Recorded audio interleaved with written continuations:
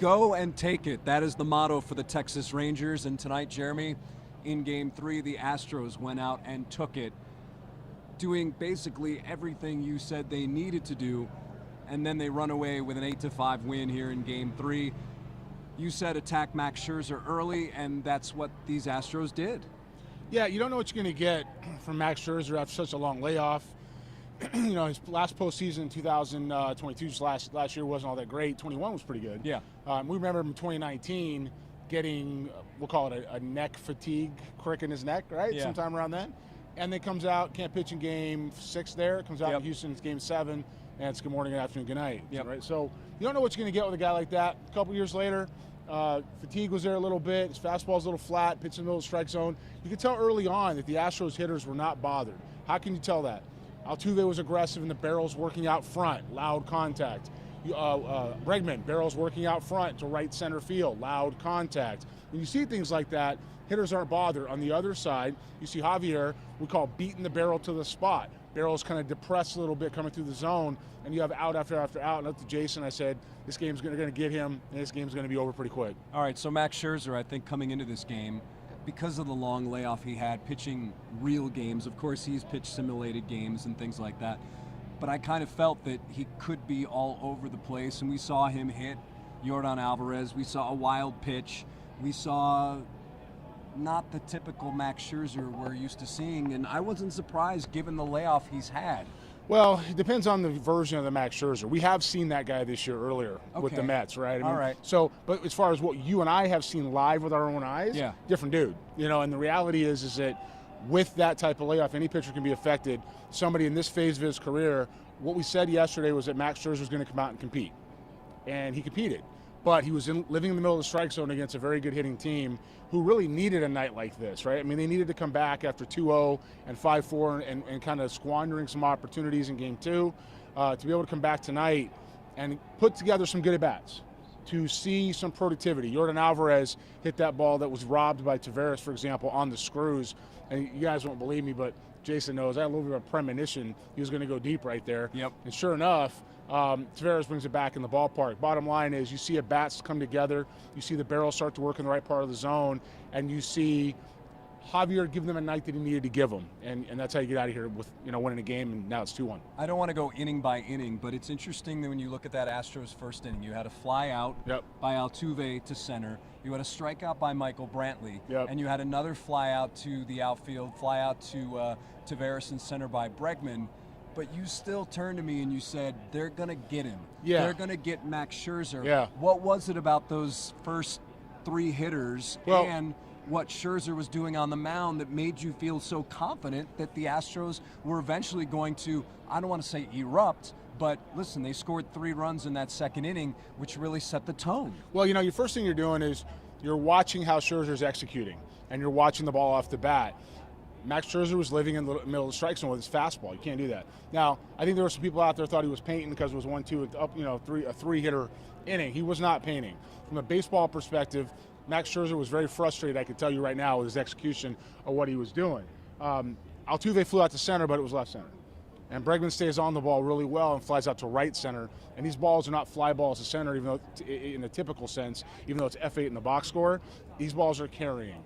And Brantley's at bat, not great, but you get 2 hitters that are on the ball who are right-handed hitters, and you're going to have a chance to know that later on in the game, however long Scherzer's in the game, they're going to go ahead and continue to square that up. If Scherzer came out of the chute hot, and now it's 96 on the black, and it's breaking balls for strikes, these guys weren't uncomfortable. If he's doing that, it's a different story and goes the other way. The big story pregame was the move by Dusty Baker to push Kyle Tucker down into the number 6 spot. He put Michael Brantley in the 2-hole. When you look at the box score here, is there a definitive difference with Kyle Tucker batting 6, or is it just a matter of, listen, Jose Altuve got his tonight. You had Jose Abreu getting a double in the 4th and then later scoring. Do you think that was a huge difference, a big improvement by having Kyle Tucker? Is it in the 6 hole, or was it simply a fact that these guys up and down the lineup for the most part produced tonight? I think it's really more of a situation trying to get Tucker pitches to hit. You know, if he's hitting in the 6 hole, ideally he's going to get some fastballs, even though he's not a secret. Still Kyle Tucker, good batter otherwise. If you have some more traffic on the bases ahead of him with the guys that you just mentioned, you know, potentially there's a chance to get some better pitches to hit. What I saw out of Kyle Tucker tonight, and granted we're in a different angle. Yeah. We're going up top a little bit. We're almost like in Oklahoma. Yeah, Southern Oklahoma to be exact. Yeah, what way up there. Up top, way, close to the border. You know where there's a roof, like we could have been hanging from the roof, like it was. But anyways, there it is. Anyway, hey, we're not complaining because we're here. So you see him get a little bit long, a little bit uphill, a little bit stiff, and I looked at Jason. And I said that reminds me of 2019. When he kind of just got here. So that is, again, when Kyle Tucker first comes up, gets his first taste of the big leagues, and Jeremy thought Kyle really didn't have a plan at the plate, and he was swinging at things really out of the zone, mostly out of the zone. Yeah, I don't know if him having a plan at the plate was tough to see or not, because he was swinging the balls over his head.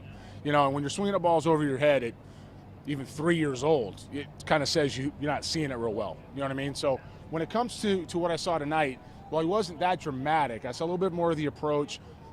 We talked about maybe his head not being in it in Game 2. 3-1 fastball out over the plate, just where his mind was. And then you really saw that tonight on a ball that he can make in his sleep in right field. Yeah, the ball had some carry, but half a step back, and that's an out. And he didn't read it right, took off on him, and it's a double. To me, it's an E9. I don't know what they scored it. Was it an E9? No, it was a double. Yeah, so, but for him, who's a Gold Glove candidate every year. Yeah, you know, that's a finalist this year. Right, that's a play you can make. So, and because of that, Christian Javier, then he gets pulled. Gets pulled right then. That would have been the third out of the inning. Changes the game a little bit. Now, a little bit. You know, Hector Neris comes in and gets the guy hit the ball hard off him too. Whoever was behind, it was Carter hit the ball to right field. So I guess it was a Garcia. Yeah, so Garcia comes in, squares one up off Neris too, and that's an out. Bottom line, it's a win. It's 8-5. There's different turning points in the game that can happen that way, but execution from Scherzer wasn't there. Life on the fastball wasn't there. Flat in the middle of the zone, some good swings, not uncomfortable. And Javier was the opposite. And that's what good starting pitching can do, is it can really shorten the game for you by keeping the bullpen guys who get used a lot in today's format, right? Yeah. A little more fresh. And Javier did exactly what he was supposed to. Lynn says, I wish the Astros would have a strong start in every game. That felt good, maybe so much. But everybody wants a strong start in every game, Lynn. We want to feel that way. Stars get paid a lot of money to go out and do that, so you're not wrong. She also means the run support. Yeah, no, you're not wrong. I mean, if you play winning baseball, and look, we talked about up top, this team can still go to the World Series and they can still win it, right? And they're obviously doing a lot better here, at least with tonight against Scherzer. Now tomorrow. I was just going to bring that up. Go ahead. Dusty Baker, as far as we know, at 10 to the hour, 10:50. has not announced a starting pitcher for Game 4. I don't believe Texas has either. I don't believe they had Okay. either. I don't. All right, so who would you go with if you're Dusty Baker in Game 4, and why? Well, I'm going with Urquidy Yeah. in Game 4 if I'm the Astros. Now, if I'm the Rangers, I have a guy that I'm going to go with. Okay. I'm not going to say it because Why? Because I know too many Rangers. Oh, okay. I'm not going to give them who I would think they're going to, what they would do. I think they're going to go with Andrew Heaney. Whether I tell you I would do that or not is not, but I think that's who they're going to go with. There's a couple other bullets they have in their gun still, so to speak, as far as their what's it, arm barn? The arm barn? They got some people in their arm barn rotation still they can run out there, but Montgomery versus Verlander, what I understand, would be Game 5, right? From what I understand on their side. Yeah. So what they do tomorrow is going to set up really 6 and 7 should they get there. So it's going to be interesting to see what they do. But if I'm the Astros, go with Urquidy, trying to keep guys off balance. I'm deceptive, and I got my bullpen ready to go. I know Abreu threw tonight, Neris threw tonight, Montero was good the other day, and of course Presley's a little bit scattered, but we'll see if he's going to be able to get in there and get that done too. Matt Musil just came back, is here now from the clubhouse. Matt just came back from the clubhouse. So Matt, what were the Astros saying in the clubhouse? Oh, just heaping praise on Christian Javier. It's one of those things that I guess they oversimplify the game of baseball, but starting pitching is so important. Oh, yeah. That's where it all starts. That's why they get paid so much money. But player after player after player said, look, if it's a big game, you guys have been around. Christian Javier, what does he do? Comes through with big-time performance, and he did again tonight. He does. 5 2/3, 3 hits, 2 runs, both earned, and he had a scoreless streak of, I think, 20 or so innings, and that was snapped, but he was clearly in command, and that's what Christian Javier does. Any mention in the clubhouse about a Game 4 starter? From what we understand, Dusty has not named it. I asked Maldi, and he goes, no, no. But it's got to be Urquidy, right? I would think so. I think it's got to be Urquidy. I don't think you turn around and pitch JV. A lot of people are speculating maybe Verlander, but you know what I don't. You could do is go back to Framber. You know, if you felt like it, you could double up in Game 4 well, because of the fact. Yeah, 2 2/3, and you don't know if he's going to get the ball back at home. That's the only other option for me. Now, I mean, you could go for JP France, I guess. I mean, you could do a bullpen game kind of and shorten it. What did he pitch? 2 innings the other night? With an off day. He looked good. With an off day. I mean, I guess there's some options.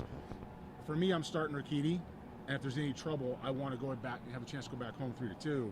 So I'm starting Urquidy. If there's any trouble, I got my bullpen, whoever it is, whether it's Valdez or whether it's France, and just coming behind 2 innings at a time. I thought it was interesting that Michael Brantley has moved up in the lineup because of his stick, and then he makes the defensive play of the game, and everybody in the clubhouse was saying, well, we knew he could get to it. We knew he'd make that play. Of course, he didn't stick the landing. He rolled afterward. But Uncle Mike got there and made the play defensively, and everyone looks up to him. In fact, Jose Altuve just said, he's a father figure in our clubhouse. Yeah, but again, that just shows you, everyone talks about speed in the outfield, Any experienced outfielder will tell you what, Jeremy? It's all about angles. I mean, angles and instincts, and there's First step that outfielders say, and a ball goes up to a certain height, it's got to get caught.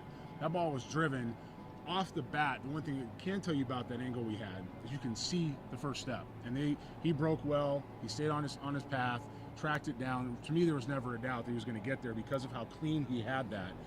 Now, look, he dove and he laid out and he made a hell of a play, but at the end of the day, I thought the ball was going to get caught because a big league outfielder is going to catch that ball. Yep. I think the bad news for the Rangers is that, Jose Altuve's bat has come to life. Yep. And Kyle Tucker got a hit finally. Yeah, and Breggy, I mean, a couple of those I thought were going to leave the yard. He said, I thought they were going to leave the yard, but he said, I can't do anything after I hit him. I just try to hit him as hard as I can. His approach, I saw him today before MVP. He came out and before they started hitting, and his eyes looked different. He looked clear. He looked comfortable, smiling. He hasn't been doing that last couple of days. He'll probably get mad at me for saying that now, but he just hasn't been. And when I saw him today, it was a different guy. It was back to that, I'm enjoying myself to be here. Clearly there's some things that are happening in the world that may affect where he's at. But he showed up today mentally. I've seen him play since he was 14 years old, and I've watched his ups and downs, and he's a energizing force for this club when he's right. And he works hard every day to be right, one way or the other. So to see him do that, even if the outs, hitting the ball hard to right center field, line drives, the ball gives some carry, it says he's a millimeter away, right? He's a millimeter away, and I'm looking forward to see what he does the rest of the series. I think he's about to break out. Yeah. And here's another thing I think that's worth mentioning is the Astros finally got into that Rangers bullpen, which many believe is really the weak link. But also, they face some of these guys who are starters. You talk about Scherzer. He's a guy who went 4 innings, but then John Gray is also coming off an injury. Right. And John Gray did not look good in terms of what the Astros did to him. I mean, I haven't really looked closely at the stuff, but when you look at the end result, he was touched up by the Astros. So I think from that perspective, I think the Astros have to feel good that, listen, if they decide to bring back John Gray in this series, I think Bruce Bochy might say, maybe I won't start him. I don't want to say anything about their general demeanor at home versus here. Talking Astros or Rangers? Astros. And I'm saying that because I'm going to go back to the Rangers pitching. The comfort zone these guys were in today was entirely different. It was just the way they went about it. And we talked about a couple times what that might be like. But at home they looked a little bit tight. And here they didn't. Now they're 7-1 here. That's right. And so stadium. I feel like they know that what they're able to do, and it's all right. I feel like they know what took they're the mic away. Sorry. And with the Rangers pitching, it hasn't been the healthiest staff, as you pointed out, and they're not the most command-oriented staff. Jordan Montgomery, who's been very tough on left-handers, has their best command right now. Even Evaldi's a scatter guy. You don't know if he's going to be in the zone as far as overall feel, or if he's just going to throw a bunch of strikes, or he's going to walk the moon. You don't know. So when it comes to what these guys are doing, if the Astros can take the approach they had tonight, the rest of the series, they'll beat the Rangers. Doesn't matter who they throw. They'll beat the Rangers. All right. Well, I think we should end on that. Yeah, I like that. I thought it was early on, both teams struggled with that strike zone because they were calling that strike. The home plate umpire, if it was a ball below the line, watching on TV, he was calling it a strike. I thought, well, somebody's going to have to adjust to that. Somebody's going to have to adjust and take care of that, and the Astros did. Yeah, as long as they're being consistent. You can and they were. Yeah, you can deal with it. I mean, that's part of the game these guys have all grown up with. I think we get, and you're correct, they were out of the zone. We get, as fans will get a little bit upset, because, hey, it's not in the box. Right? Oh, yeah. Umpires have their own zone, how they see it and where they're at, and the good ones will stay with the zone, right? So if he stays with the zone and the Astros adjust and the Rangers can't, as far as tonight's concerned, I mean, they're big leaguers, they're here too, then the Astros will win the game. But honestly, I really believe, after watching the way these guys came through, that this guy's a chance to go out, not just back to Houston, but beyond, to play whoever comes out of the National League. To me, this is the better ball club. Yep. And I got some friends over there in Texas. I'm telling you that now. And I think this is the better ball club. All right, everybody. For Matt Musil, former Major League scout Jeremy Booth, our KHO 11 baseball analyst, I'm Jason Bristol. Final score here in Arlington: Astros 8, Rangers 5, and now Texas leads this series 2-1, with Game 4 coming up very quickly. And of course, after that game, we'll see you right here as well. Thanks for watching.